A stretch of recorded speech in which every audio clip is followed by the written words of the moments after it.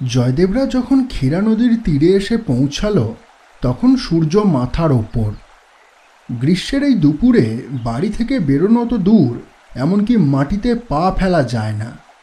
অথচ এই তিনটে দামাল ছেলে আজই নাকি সেই ঐতিহাসিক কাজ করে তবেই ছাড়বে। ঐতিহাসিক এই জন্যই কারণ তারা যা করতে চলেছে তা বোধহয় গত 500 বছরেও কেউ করার কথা ভাবেনি, আসলে ভাবতে চায়নি। ক্ষীরা নদীর জল এখন ঘোলাটে। দূরে কয়েকটা কচুরিপানা তরতর করে ভেসে গেল। জয়দেব একবার কপালে হাত ঠেকিয়ে দূর দৃষ্টি নিক্ষেপ করে মন্দিরটিকে দেখে নিল। প্রতি বছর এই সময় গ্রীষ্মের প্রখর তাপে যখন ক্ষীরা নদীর জল কমে যায় তখন নদীর মাঝ বরাবর এক শ্যাওলা ধরা মন্দিরের চূড়া চোখে পড়ে। গ্রামবাসীদের মতে আনুমানিক 500 বছর আগে ওই মন্দিরের স্থাপনা করা হয়েছিল। পরবর্তীকালে ক্ষীরা নদী নিজের গতিপথ পরিবর্তন করলে গ্রামের বেশ কিছুটা অংশের সাথে ওই মন্দিরও নাকি জলে তলিয়ে যায়। তবে সবটাই শোনা কথা, প্রকৃত ঘটনা কি তা কেউ জানে না। এই ব্যাপারটাই জয়দেবের কৌতূহলের কারণ। ছোট থেকেই সে শুনে আসছে মন্দিরে নাকি গুড়ো অভিশাপ লেগে রয়েছে।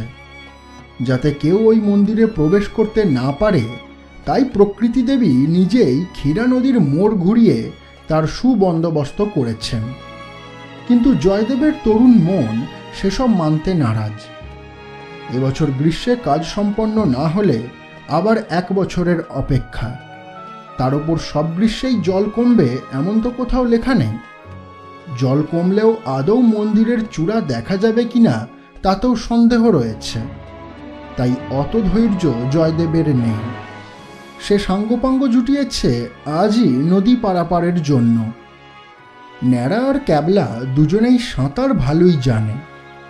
বাবা একেবারে মেছো জেলে হওয়ায় এক প্রকার জন্মসূত্রেই জয়দেবও সাঁতারে পারদর্শী হয়ে উঠেছে। কিন্তু শুধু সাঁতার জানলেই ক্ষীরা নদীতে নামা যায় না। এই নদী স্বাদু জলের কুমিরে পরিপূর্ণ। তাছাড়া বাঁকে বাঁকে রয়েছে চোরা স্রোত। ওপর থেকে দেখলে হয়তো সেই স্থানের জল শান্ত লাগে, কিন্তু ওই জলের ভিতরেই রয়েছে প্রবল টান। জয়দেবের অবশ্য এসবে ভয় নেই। ক্ষীরা নদীর কোথায় চোরা বাঁক রয়েছে বা কোথায় কুমিরের উপদ্রব বেশি, কোন সময় নদীতে নামলে কুমির আক্রমণ করবে না, কিভাবে সাঁতার কাটলে কুমিরের নজর এড়ানো যাবে, সেসব তার ঠোঁটস্থ। তাই ক্যাবলাদেরও কোনো চিন্তা নেই। অবশ্য জয়দেব ওদের জোর করে ধরে আনেনি। সেদিন বিকালে ন্যাড়াই তো মন্দিরের কথাটা তুলল, নয়তো জয়দেব একাই এই অভিযানে যাওয়ার সিদ্ধান্ত নিয়েছিল। যাই হোক, যুবক দল আর দেরি করল না। এমনিতেই কোমরে গামছা বেঁধে নদীর পাড়ে জয়দেবদের ঘুরতে দেখলে যে কারোর মনেই সন্দেহ জন্মাবে। এই ভয়ে ওরা ডিঙি বা মাঝির খোঁজও করেনি। ঝপাং শব্দের সাথে সাথেই একরাশ জল ছিটিয়ে এলো। পর মুহূর্তেই দেখা গেল 3টে মানুষ একেবারে মাছের মতো তীর বেগে স্রোতের তির্যক কোণে সাঁতার দিচ্ছে। কতক্ষণ সময় গেল তার হিসেব নেই। জয়দেব বেশ খানিকটা দম নিয়ে জল থেকে যতটা পারা যায় মাথা তুলে দেখল, আর 10 হাত মতো গেলেই মন্দিরের দেওয়াল ছোঁয়া যাবে। ক্যাবলারাও হাঁপিয়ে পড়েছে। বয়সে বছর 2 ছোট 2 ভাইকে নিয়ে জয়দেব পুনরায় ডুব সাঁতার দিল।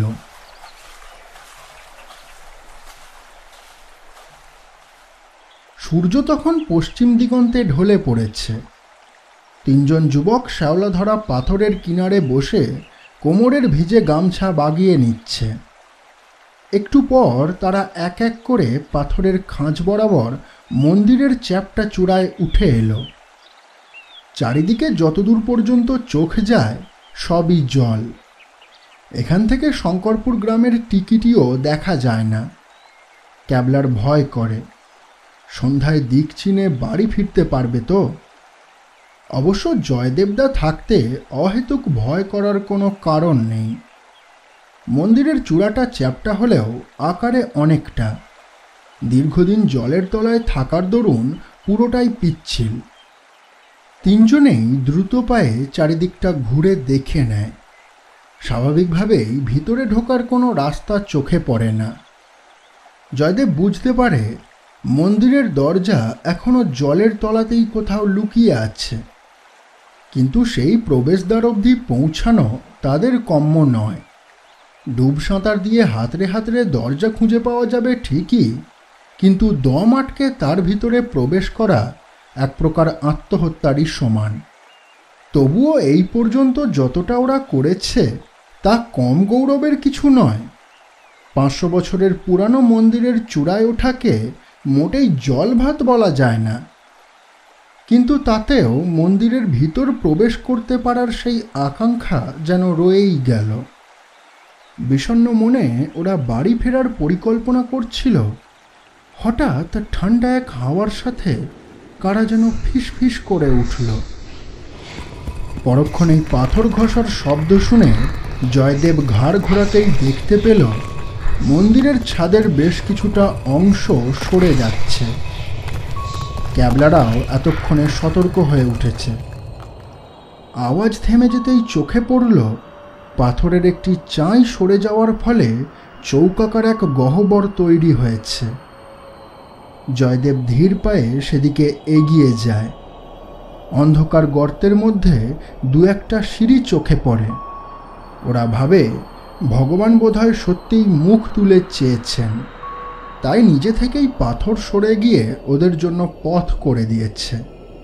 তবু ক্যাবলার মনে এক আশঙ্কা, মন্দিরের দরজা যদি খুলেও যায় তবে তা খুলল কে? তারা তিনজন ছাড়া আশেপাশে তো কেউ নেই। তবে কি মন্দিরের ভিতরে জীবিত কেউ রয়েছে যে এসব নিয়ন্ত্রণ করছে? ওই গর্ত দিয়ে ঢোকা কি আদৌ উচিত হবে?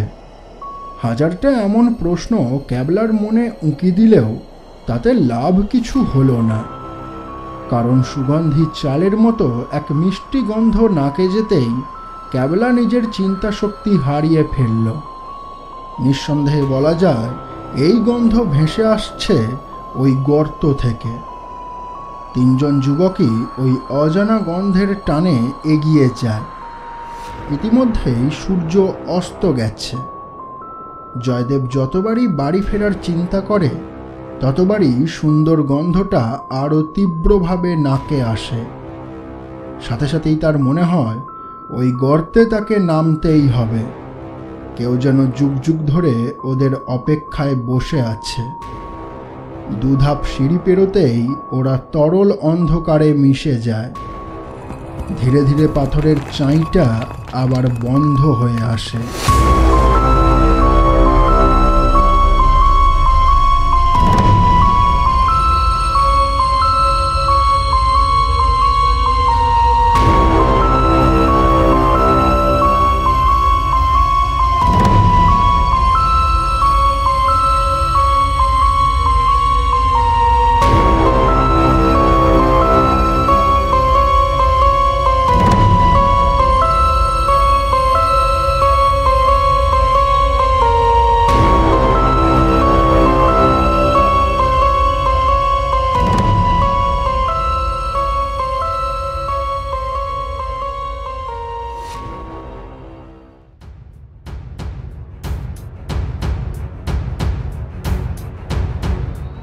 হরর ব্যাংকের এই অন্ধকার জগতে আপনাদের সকলকে স্বাগত। আজ আপনারা শুনবেন তিলকনাথ তান্ত্রিক ও বাগুল মন্দিরের অভিশাপ। এটি তিলকনাথ তান্ত্রিকের দ্বিতীয় গল্প। সময়কাল ভৈরব কাপালিকের ঘটনার ঠিক পরে। এই পর্যন্ত যা যা ঘটেছে সবটাই সংক্ষেপে একবার মনে করিয়ে দিই। ক্ষীরা নদীর তীরে অবস্থিত শঙ্করপুর গ্রামে হঠাৎ করেই অদ্ভুত সব ঘটনার সূত্রপাত হয়। গাছপালা শুকিয়ে যাওয়ার সাথে সাথে পাখির সংখ্যাও কমে আসে। তাছাড়া প্রতি রাতে একজন করে মারা যেতে থাকে। থানার বড়বাবু বিশ্বম্ভর এবং ইন্সপেক্টর সুকান্ত তদন্তে নেমে এক বিভীষিকার সম্মুখীন হন। অলৌকিক ঘটনার ইতি টানতে তারা তিলকনাথ তান্ত্রিককে শঙ্করপুরে নিয়ে আসেন। তিলকনাথ তান্ত্রিক শঙ্করপুরকে রক্ষা করতে ক্ষীরা নদীর তলদেশে অবস্থিত ঐতিহাসিক মন্দিরটিকে ব্যবহার করেন, আর তারপর থেকেই নানা বিপত্তির সূচনা।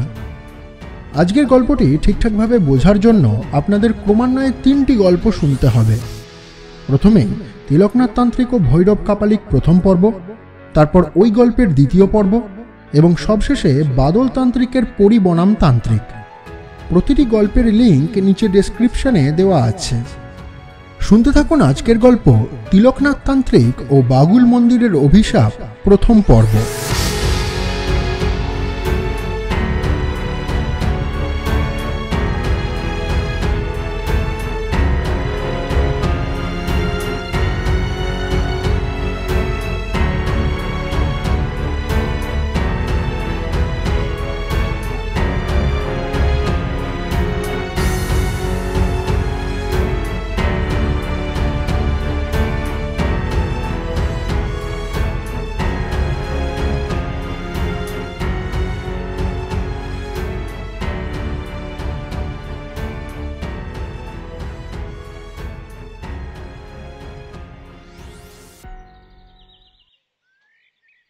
দিনু নামের এক রাখাল সেদিন বিকালে নদীর পাড় দিয়ে বাড়ি ফিরছিল। আজ গরু মোষগুলো খুব উৎপাত করেছে, তাদেরকে সামাল দিতে এতটা দেরি। বাঁধের ওপর বাবলা গাছটার কাছে আসতেই তার মনে হলো হাতির মতো কি যেন একটা সরসর করে জলে নেমে গেল। গরু মোষগুলো সেখানেই দাঁড় করিয়ে রেখে সে লাঠি হাতে নদীর দিকে এগিয়ে যায়। জলের কাছে আসতেই তার চোখে পড়ে অদ্ভুত ধরনের বিশালাকার কয়েকটি থাবার ছাপ বালির চর বরাবর সোজা নিচে নেমে গেছে। মানুষের হাত আর জিরাফের খুর একসাথে মেশালে যেরকম ছাপ তৈরি হয়, এই ছাপও খানিকটা সেই রকম। আকাশে বিদ্যুতের ঝলকানি দেখা যায়। বৃষ্টি নামলো বলে। জন্তুটা যে কি ছিল তা ভাবার সময় আর নেই। বৃষ্টি শুরু হলে শুধু যে গরু মোষগুলোর অসুবিধা হবে তা কিন্তু নয়, দিনুকেও এতটা পথ ভিজে ভিজে যেতে হবে। সে বালির চর থেকে মেঠো রাস্তায় উঠে আসে। সন্ধ্যায় যখন বাড়ি পৌঁছায় তখন মুষলধারায় বৃষ্টি নেমেছে। গরু মোষগুলোকে গোয়ালে রেখে এক দৌড়ে বাড়ির উঠোনে আসতেই বন্ধু রামুর সাথে দেখা হয়। রামু বিকেলের দিকে দিনুর বাড়ি বেড়াতে এসে বৃষ্টির চক্করে আটকে পড়েছে। খাঁটি সর্ষের তেল মাখানো চাল ভাজায় বৃষ্টিস্নাত সন্ধ্যাটা বেশ জমে ওঠে। আড্ডার মাঝে এটা সেটা কথায় দিনু একবার বিকালের অদ্ভুত ঘটনাটির উল্লেখ করে। প্রথম দিকে রামু কিছুতেই বিশ্বাস করতে চায় না। পরে বালির ওপর থাবার ছাপ দেখা গেছে শুনে রামুর মনেও একটা খটকা লাগে। কিন্তু দিনুর বর্ণনা অনুযায়ী ওই ধরনের কোনো প্রাণী দেখা তো দূর, এমনকি গল্প প্রসঙ্গেও এমন জীবের কথা রামু কখনো শোনেনি। মিনিটখানেক এই বিষয়ে জোর আলোচনা চললেও অন্যান্য কথার মাঝে আবারও প্রসঙ্গ বদলে যায়। রাতের দিকে বৃষ্টি থামলে রামু লণ্ঠন হাতে বাড়ি ফেরার উদ্যোগ নেয়।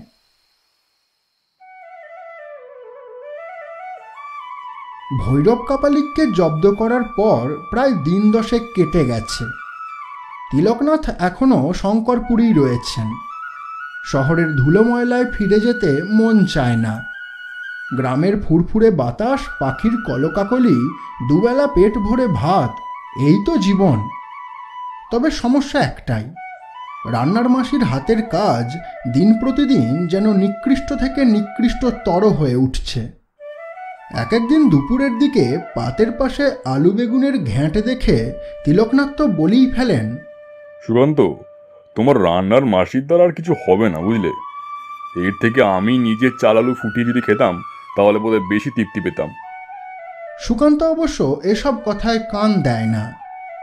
শঙ্করপুর থানায় আসবার পর থেকেই রান্নার মাসির খাবারের সাথে তার পরিচয়। বিশ্বম্ভরবাবু বেঁচে থাকতে মাসের পর মাস নালিশ জানিয়েও কোনো লাভ হয়নি। মাসির রান্না ভালো হওয়ার পরিবর্তে উল্টে খারাপ হয়ে গেছে। তাই সুকান্ত এসব অখাদ্য কুখাদ্যে এক প্রকার নিজেকে মানিয়ে নিয়েছে। এমনিতেও এখন আর তার সেরকম খিদে পায় না। আসলে বিশ্বম্ভরবাবুর শোক তার মন থেকে পুরোপুরি মুছে যায়নি। তিনি নিজের ভাইয়ের মতো সুকান্তকে স্নেহ করতেন। সেই রাতে কুমিরের সাথে লড়াই করেও তিনি বেঁচে ছিলেন, কিন্তু শয়তান ভৈরবের হাত থেকে ভাই সমান সুকান্তকে বাঁচাতে গিয়ে বিশ্বম্ভরবাবু প্রাণ হারান।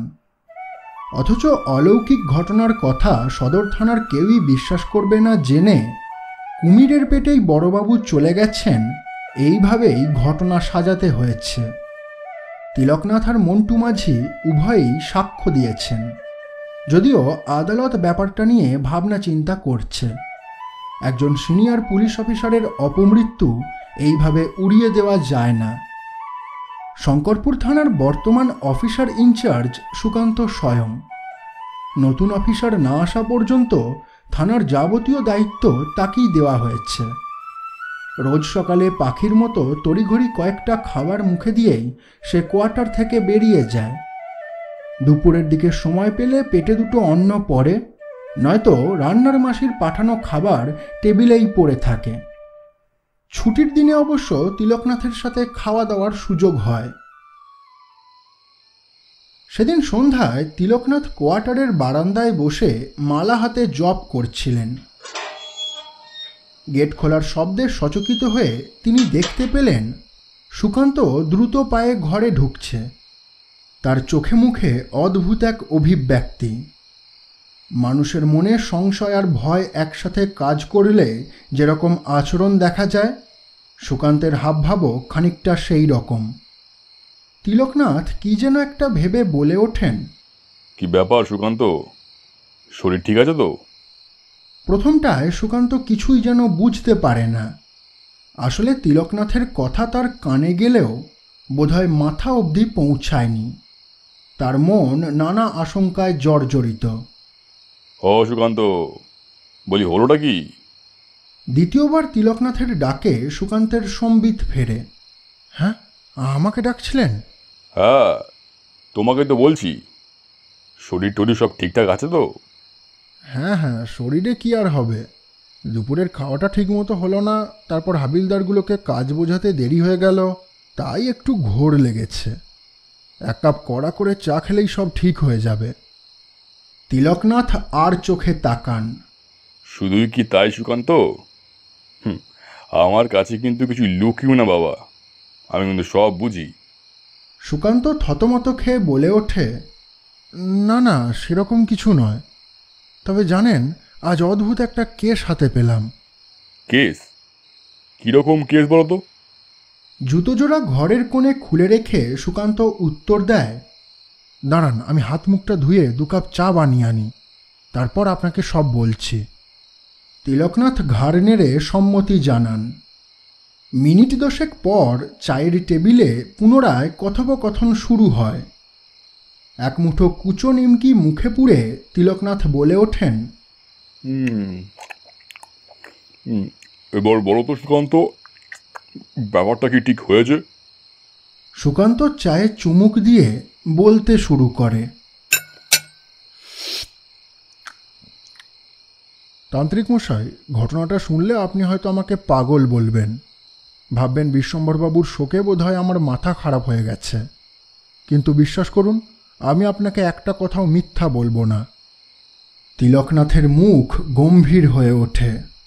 বেশ বেশ, তা না হয় হলো, কিন্তু বিষয়টা কি সেটাই তো এখনো বললে না। সুকান্ত আবারও দম নিয়ে বলতে থাকে, আজ সকালে থানায় গিয়ে দেখি একটা ছেলের সাথে 2জন হাবিলদারের খুব কথা কাটাকাটি হচ্ছে। আমাকে দেখা মাত্রই তারা কিছুটা সংযত হয়। পরে ছেলেটাকে আমি ডেকে পাঠাই। জানতে পারি ওর নাম রামু।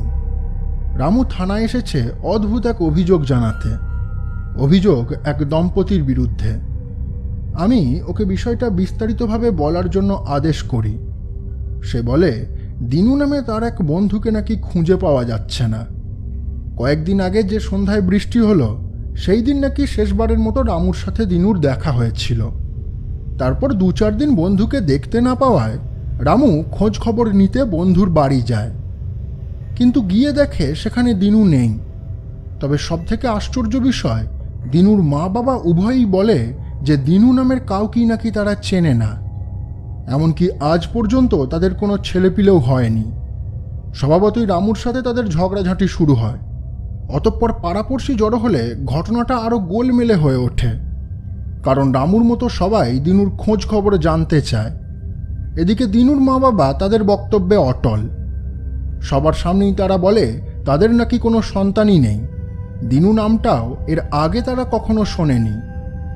ঝগড়ার রেশ কাটলে কয়েকজন গ্রামবাসী দিনুর বাড়িতে ঢুকে খানা তল্লাশি চালায়, কিন্তু কোথাও দিনুর চিহ্নটুকুও পাওয়া যায় না। এরপরই রামু সিদ্ধান্ত নেয় সে দিনুর মা বাবার বিরুদ্ধে থানায় অভিযোগ জানাবে। এতদূর বলে সুকান্ত একটু থামে। এরই মাঝে তিলকনাথের কণ্ঠস্বর শোনা যায়। ও, এই ব্যাপার। আরে দেখো, হয়তো দিনুকে কেউ খুন ঠুন করেছে বা ওই অপহরণ করেছে, দিয়ে ওর মা বাবাকে ভয় দেখিয়েছে, তাই হয়তো ওনারা কিছু বলছেন না। না তান্ত্রিক মশাই, ব্যাপারটা এত সোজা নয়। কারণ রামু আর একটা এমন কথা আমাকে বলেছে যা ভাবলে এখনো আমার হাত পা ঠান্ডা হয়ে যাচ্ছে। তিলকনাথের মনে আবারও সংশয়। কি বলেছে রামু? রামু বলেছে শেষ যেদিন দিনুর সাথে কথা হয়েছিল সেদিন বিকালে দিনু ক্ষীরা নদীর পাড়ে অদ্ভুত এক জন্তুকে দেখতে পায়, কিন্তু সেটা যে ঠিক কি তা বুঝতে পারেনি। বালির চরের ওপর নাকি জন্তুটার থাবার ছাপও দেখা গেছিল, তবে তা কোনো সাধারণ থাবার ছাপ নয়।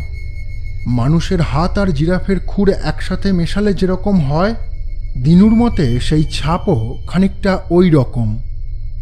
কথাটি শুনে তিলকনাথের কপালে ভাঁজ পড়ে। তার মানে তুমি বলতে চাইছো দিনুর বেপাত্তা হওয়ার পিছনে এই জন্তুর ব্যাপারটাও জড়িয়ে আছে? কি জানি তান্ত্রিক বাবা, ক্ষীরা নদীর নাম শুনলেই এখন আমার বুকের ভিতরটা কেমন যেন করে ওঠে। ওই জলে যদি ওরকম হিংস্র কুমির থাকতে পারে, তবে অলৌকিক প্রাগৈতিহাসিক জীব থাকাও অসম্ভব কিছু নয়। সুকান্তের কথা শেষ হতেই তিলকনাথ তান্ত্রিক উঠে দাঁড়ান। বেশ, তা তুমি এখন কি করবে ভাবছো? দেখি, রামুর ঠিকানাটা তো লিখে নিয়েছি। কাল বেলার দিকে একবার ওর বাড়ি যাব, আরও কিছু জানার আছে। ঠিক আছে, আমিও তাহলে তোমার সাথে একবার যাবো। হ্যাঁ, রামুর সাথে আমার একবার কথা বলা দরকার। তিলকনাথের প্রস্তাবে সুকান্ত আপত্তি করে না। সে রাতটায় তিলকনাথের ঘুম আসে না। তার মন বলছে অজানা এক ভয়ানক বিপদ আসন্ন। হতে পারে সেই বিপদের কারণ তিলকনাথ তান্ত্রিক স্বয়ং। তীব্র সংশয়ে এপাশ ওপাশ করতে করতেই সকাল হয়ে যায়। বেলা 10টার দিকে সুকান্তের হাতের কাজ একটু ফাঁকা হলে তিলকনাথের সঙ্গে সে রওনা দেয়। শঙ্করপুর গ্রামের ঘোষপাড়ায় যেখানে ঢেঁড়া মুদির দোকান, ঠিক সেখান থেকে গুনে গুনে 20 পা গেলেই রামু ঘোষের বাড়ি। যুবক বয়সী রামুর বাড়িতে আপনজন বলতে রয়েছে কেবল তার বৃদ্ধা মা। গোটা 10 গাভী আর 6টা মোষ তাদের গোয়ালা জীবনে উপার্জনের একমাত্র পন্থা। বৃদ্ধা মা আর আগের মতো পরিশ্রম করতে পারেন না, তাই রামুকেই সংসারের যাবতীয় দায়িত্ব কাঁধে নিতে হয়েছে। দরমার বেড়ার সামনে দাঁড়িয়ে সুকান্ত বেশ কয়েকবার হাঁক দেয়, রামু, ও রামু, রামু, কই গো রামু। মিনিট খানেক ডাকাডাকির পর রামু বাড়ির বাইরে বেরিয়ে আসে। লুঙ্গির কোঁচাটা গুছিয়ে ঠিক করতে করতে সে বলে ওঠে, আরে পুলিশ বাবু যে, হঠাৎ আমার বাড়িতে? জরুরি কোনো দরকার নাকি? সুকান্ত সন্দিগ্ধ চোখে রামুর পানে তাকায়। জরুরি দরকার মানে? কাল সকালে তুমি তো দিনুর মা বাবার নামে অভিযোগ জানালে কি দিনুকে খুঁজে পাওয়া যাচ্ছে না, সেই নিয়েই তোমার সাথে আরও কিছু কথা আছে। দিনু? সেটা আবার কে? রামু যেন আকাশ থেকে পড়ে। আরে দিনু তোমার বন্ধু, তুমি তো কাল সকালে থানায় গিয়ে অভিযোগ জানিয়েছিলে। রামুর হাবভাবে বিশেষ কোনো পরিবর্তন দেখা যায় না।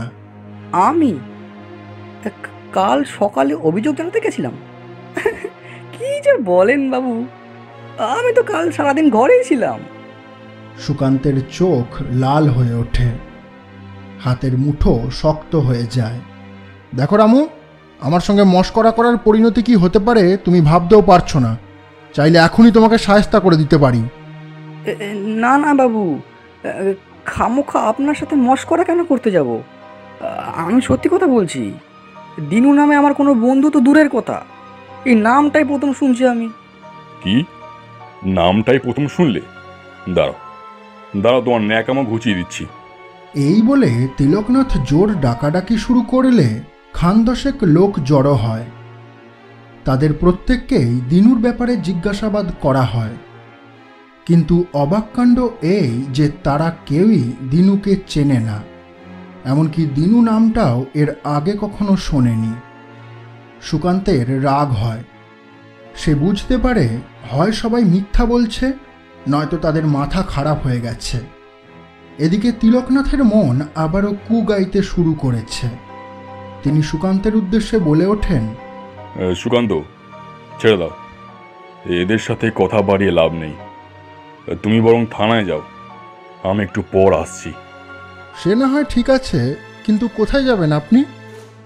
ভিড় ঠেলে কিছু পথ অগ্রসর হয়ে তিলকনাথ বলেন, ফিরে এসে সব বলবো।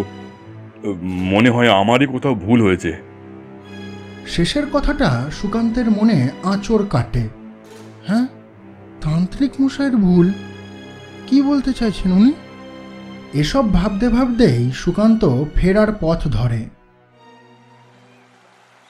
ক্ষীরা নদীর এই পারটায় লোকজনের তেমন যাতায়াত নেই। হাঁটু সমান ঘাস, বেনাগাছের ঝাড় আর শিয়ালের গর্তের মাঝে ছোট মতন হাঁটা পথ। ওই পথ ধরে হাঁটতে হাঁটতেই তিলকনাথ অভিশপ্ত সেই রাতের কথা ভাবছিলেন। ত্রিকালদর্শিনী শনিত যজ্ঞে ভৈরবরূপী পিশাচকে পরাজিত করতে তিনি সমগ্র শঙ্করপুরকে অন্য জগতে নিয়ে গেছিলেন। তারপর ভৈরব পিশাচকে সেই জগতেই বন্দি করে পুনরায় শঙ্করপুরকে এই জগতে ফিরিয়ে আনেন। কিন্তু এই যজ্ঞ কোনো সাধারণ স্থানে করা হয়নি। যজ্ঞটি সম্পন্ন করা হয়েছিল প্রাচীন এক মন্দিরের ওপর। সেই ঐতিহাসিক মন্দিরটি এই মুহূর্তে মাঝ নদীতে মাথা উঁচিয়ে দাঁড়িয়ে আছে। তিলকনাথ বেশ কিছুক্ষণ নদীর কিনারে দাঁড়িয়ে মন্দিরটিকে পর্যবেক্ষণ করলেন। এখান থেকে মন্দিরের চ্যাপ্টাচূড়া ছাড়া সেরকম কিছুই দেখা যায় না। তার মনে হয় দিনুর দেখা অদ্ভুত জন্তুর সাথে আবার এই মন্দিরের কোনো সম্পর্ক নেই তো। ব্যাপারটা মাথায় আসতেই তিনি চোখ বুজে গুনগুন স্বরে মন্ত্রপাঠ শুরু করেন। ওম কৃষ্ণ কালী। মন্ত্রোচ্চারণ আরম্ভ হতেই তার আশেপাশে তীব্র কালচে এক ধরনের তরল বাতাসের মতো ঘুরপাক খেতে থাকে। কোথা থেকে যেন ফিসফিস আওয়াজ শোনা যায়। তিলকনাথ কিন্তু চোখ খোলেন না। মন্ত্রপাঠের শব্দ যত তীক্ষ্ণ হয়, কালচে তরলের পরিমাণও ততই বাড়তে থাকে। দেখে মনে হয় ওই তরল যেন তিলকনাথের মন্ত্রোচ্চারণ সহ্য করতে না পেরে যন্ত্রণায় ছটফট করছে। দেখতে দেখতে ক্ষীরা নদীর জলের বেশ কিছুটা অংশ ওই বিশ্রী কালো তরলে পরিণত হয়। সেটি ধেয়ে আসে তিলকনাথের দিকে। ঠিক এই সময় তিলকনাথ মন্ত্র থামিয়ে চোখ খোলেন। কোথায় কালচে তরল? চারিদিক আগের মতোই শান্ত। তিলকনাথের হাঁটু কেঁপে ওঠে। মনে হয় এই বুঝি তিনি টাল সামলাতে না পেরে মাটিতে মুখ থুবড়ে পড়বেন। দু হাতে মাথা চেপে ধরে কোনো রকমে তিনি নিজেকে সংযত করেন। অস্ফুট স্বরে কিছু কথা শোনা যায়।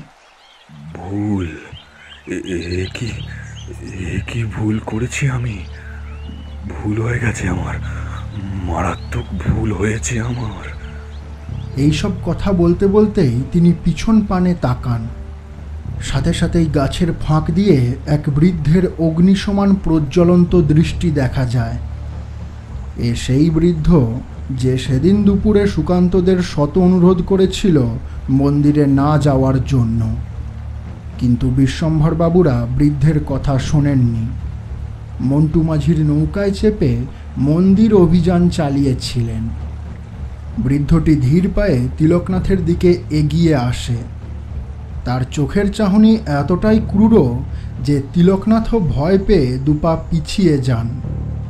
পরমুহূর্তেই অদ্ভুত স্বরে বৃদ্ধটির কথা শোনা যায়। বলেছিলাম, তৈ করে বলেছিলাম, ওই মন্দিরে যেন না ওই মন্দিরে। হয়েছে, এবার আপনার শান্তি হয়েছে? কেউ বাঁচবে না, সবাই মারা পড়বে।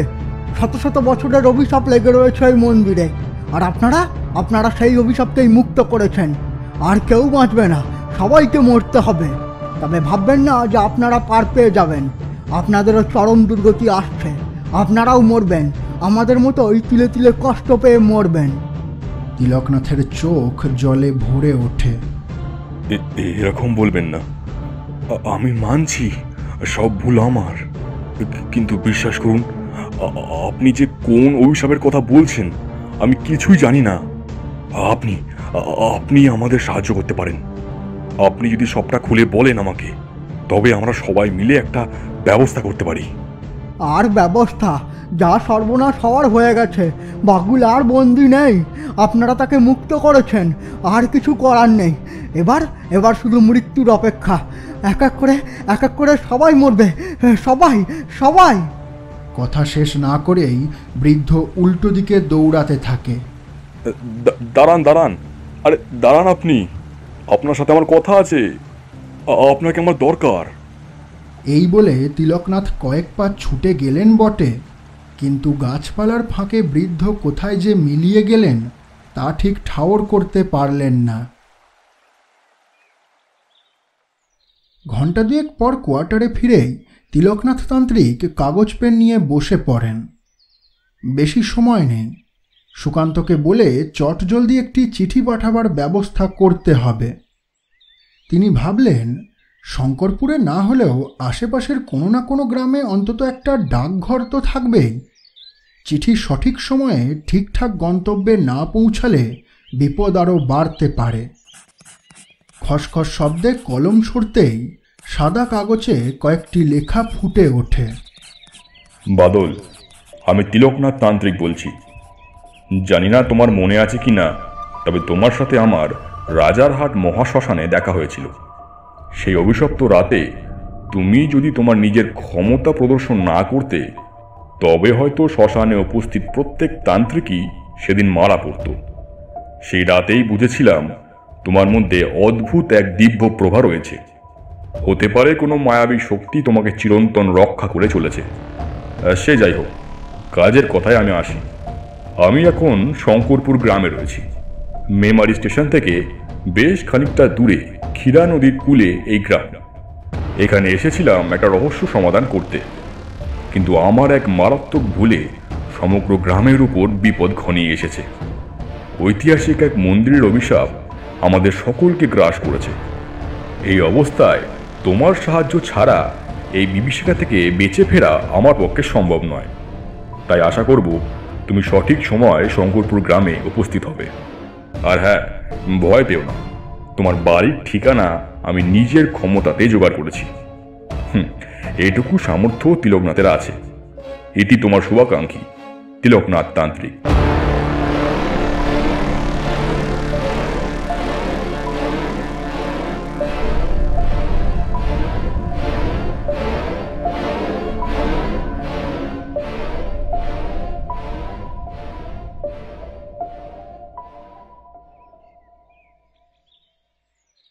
সেদিন দুপুরেই তিলকনাথ নিজে থানায় গিয়ে হাজির হলেন।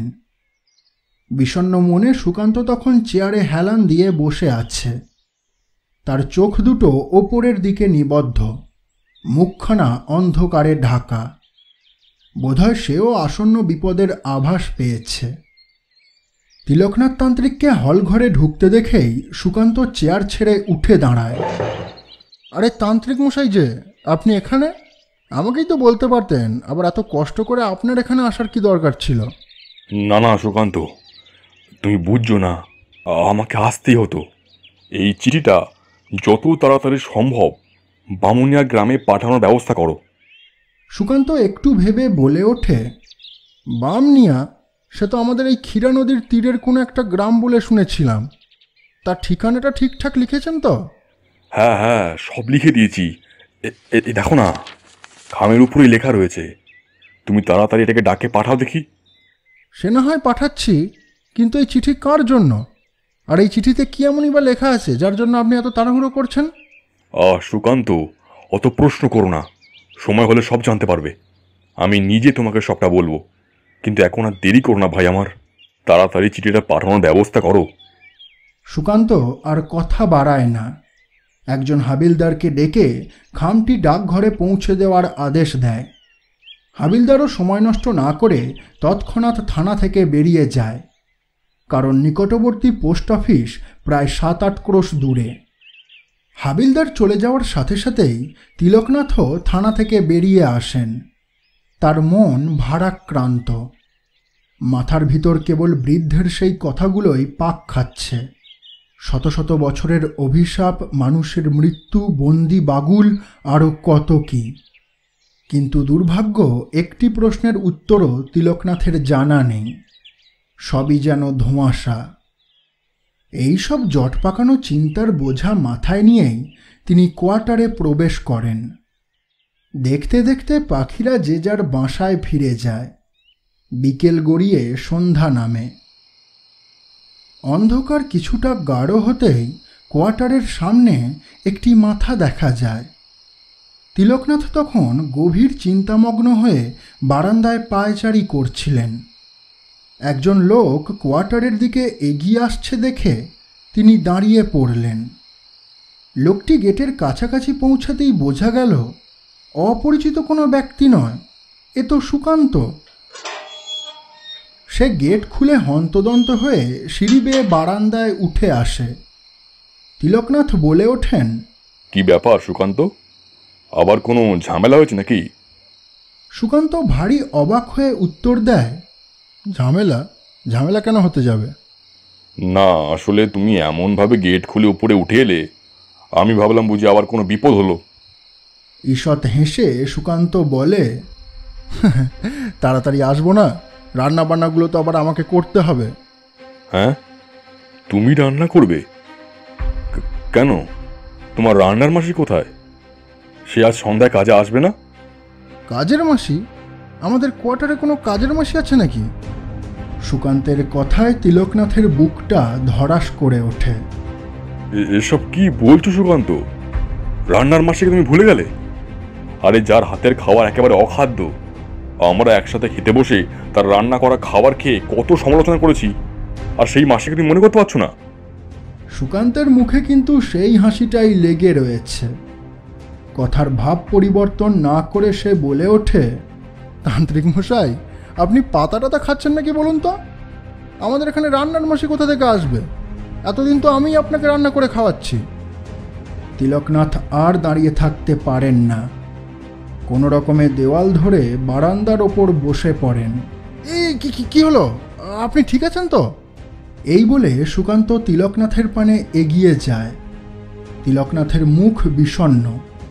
তিনি বুঝতে পারেন তার দ্বারা কোনো মারাত্মক ভুল কাজ সম্পন্ন হয়েছে, যার শিকার এখন স্বয়ং সুকান্ত।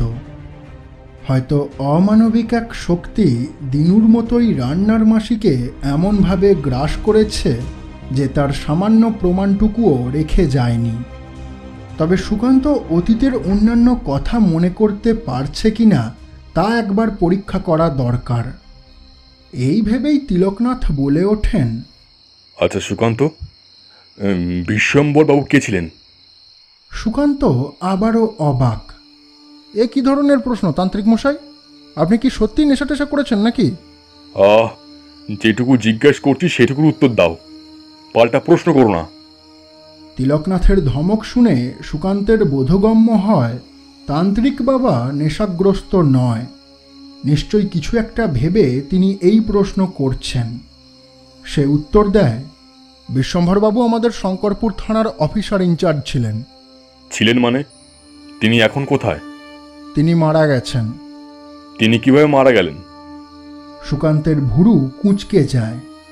এই প্রশ্নের উত্তর তো আপনারই সব থেকে ভালোভাবে জানা উচিত, তাই না? অভিশপ্ত আঁধারের সেই রাতে আপনি নাকি ত্রিকালদর্শিনী শনিত যজ্ঞ করছিলেন। ভৈরবকে আটকাতে পারলেও আমার বিশ্বম্ভর বাবুকে কিন্তু বাঁচাতে পারেননি। তিলকনাথ তান্ত্রিকের মন কিছুটা শান্ত হয়। তিনি বুঝতে পারেন সুকান্ত অতীতের সব কথাই মনে করতে পারছে, কেবল রান্নার মাসি মানুষটাই তার মাথা থেকে মুছে গেছে। মাসির সাথে কাটানো প্রত্যেকটা মুহূর্তের স্মৃতি সুকান্তের ধরাছোঁয়ার বাইরে, তাই মাসি এখন আদৌ জীবিত নাকি মৃত তাতে সুকান্তের কিছু যায় আসে না, কারণ রান্নার মাসিকে সে এখন আর চেনেই না। তিলকনাথ তান্ত্রিকের চোয়াল শক্ত হয়ে ওঠে। তিনি মনে মনে প্রতিজ্ঞা করেন যে ভুল তার দ্বারা হয়েছে তার যথার্থ প্রায়শ্চিত্ত অবশ্যই করবেন। প্রয়োজনে নিজের প্রাণ গেলেও তিনি পরোয়া করেন না। তবে এই মুহূর্তে তার সামনে তেমন কোনো সূত্র নেই। মনে হয় গহীন অন্ধকারের ভিতর থেকে ঠিক যেন আলোর একটি মাত্র রেখাই দেখা যাচ্ছে। কেবল একটি শব্দই বারবার মাথার ভিতর ঘুরপাক খাচ্ছে, আর তা হলো বাগুল।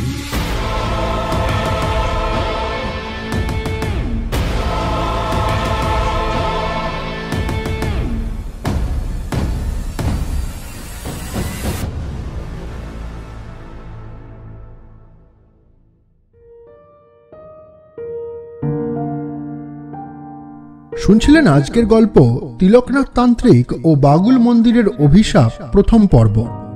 তিলকনাথ তান্ত্রিকের কণ্ঠে ছিল অনিকেত, সুকান্ত এবং অন্যান্য চরিত্রে আমি সৈকত। সাউন্ড ডিজাইনিং এবং স্পেশাল এফেক্টসে রয় স্টুডিও। খুব শীঘ্রই আমরা ফিরব এই গল্পের পরবর্তী পর্ব নিয়ে। ততক্ষণের জন্য সবাই নিজের পরিবারকে ভালো রাখবেন, আর তার পাশাপাশি নিজের একটু খেয়াল রাখবেন। সবাই ভালো থাকবেন। শুভরাত্রি।